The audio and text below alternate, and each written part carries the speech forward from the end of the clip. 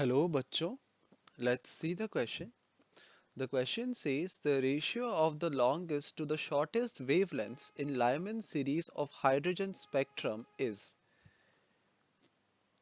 Question में हमको simply पूछा गया है to find out the ratio of the longest to shortest wavelengths in Lyman series. तो जो डिफरेंट स्पेक्ट्रल सीरीज होते हैं तो उसमें से हमको कहा गया है कि अगर हम लाइमन सीरीज को कंसीडर करेंगे, लाइमन सीरीज को हम यहाँ पर कंसीडर कर रहे हैं, तो लाइमन सीरीज का जो लॉन्गेस्ट पॉसिबल वेवलेंथ होगा ऑफ द फोटोन वो कब होगा।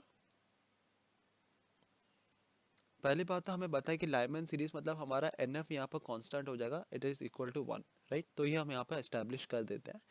Longest possible wavelength in Lyman series कब होगा, जब हमारा n f is equal n i is equal to 2 and n f is equal to 1। क्यों? क्योंकि हमें पता है कि energy of a photon E is equal to h nu by h c by lambda, h c by lambda. तो E is inversely proportional to 1 by is directly proportional to 1 by lambda. इसका मतलब अगर हमको निकालना है कि longest wavelength, तो हमको निकालना तो इसका लॉन्गेस्ट वेवलेंथ मतलब शॉर्टेस्ट एनर्जी। तो हमें पता है कि सबसे कम एनर्जी किस फोटोन में होता है, हमारे first line of the spectral series में ऑब्वियसली।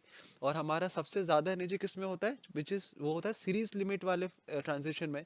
तो हमारा first line of the spectral series जो कि हम लाइमन सीरीज वो कब फॉर्म होगा, जब हमारा ट्रांजिशन होगा from n i is equal to two n f is equal to 1। तो इस ट्रांजिशन में हमारा लॉन्गेस्ट वेवलेंथ होगा।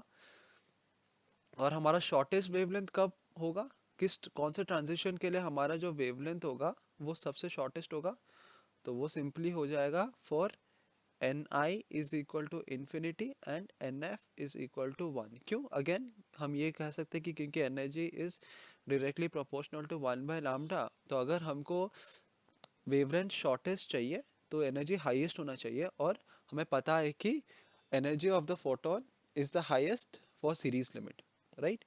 तो अब हम इन दोनों ट्रांजिशन के लिए वेवलेंथ के वैल्यू निकाल सकते हैं यूजिंग बोर्स थ्योरी, और फिर उन दोनों का हम रेशियो लेके हम फाइनल आंसर यहाँ पर प्रोवाइड कर सकते हैं। सो हम अज्यूम करते हैं कि जो शॉर्टेस्ट वेवलेंथ है दैट इज इक्वल टू, तो दिस शॉर्टेस्ट लॉन्गेस्ट वेवलेंथ हम अज्यूम करते हैं कि वो है लामडा 1, और शॉर्टेस्ट वेवलेंथ हमारा है लामडा 2। तो ऑब्वियसली लामडा 1 कितना हो जाएगा, तो 1 by lambda 1 is equal to how much, it is equal to r into z square होता है। क्योंकि हम हाइड्रोजन आइटम ले रहे हैं तो मैं डायरेक्टली एक्चुअल फॉर्मूला होता है वो होता है 1 by lambda is equal to r z square whole divided by 1 by n f square minus 1 by n i square, right. और क्योंकि हम हाइड्रोजन आइटम कंसिडर कर रहे हैं तो मैं z को डायरेक्टली इक्वल टू 1 लेके यहाँ पर सब्सटीट्यूट कर रहा हूँ। एंड एन एफ हमारा लॉन्गेस्ट वेवलेंथ के लिए होगा 1, so this is 1 by 1 square minus 1 by 2 square. So this implies 1 by lambda 1 is equal to r whole into 1 minus 1 by 4. So we have 1 by lambda 1 is equal to 3r by 4. This implies lambda 1 is equal to 4 by 3r. तो हमारा जो shortest longest wavelength है उसका value होगा in terms of Rydberg's constant 4 by 3r। Similarly हम हमारा shortest wavelength निकाल सकते हैं विच इज़ लैम्डा 2 हमने कंसिडर किया है। तो ये हो जाएगा again 1 r into 1 divided by n f हमारा शॉर्टेस्ट वेवलेंथ के लिए कितना होगा, again 1, so 1 square minus 1 by infinity का square. So 1 by lambda 2 is equal to r whole into 1 minus 0, क्योंकि 1 divided by infinity is 0, so we have 1 by lambda 2 to be equal to r.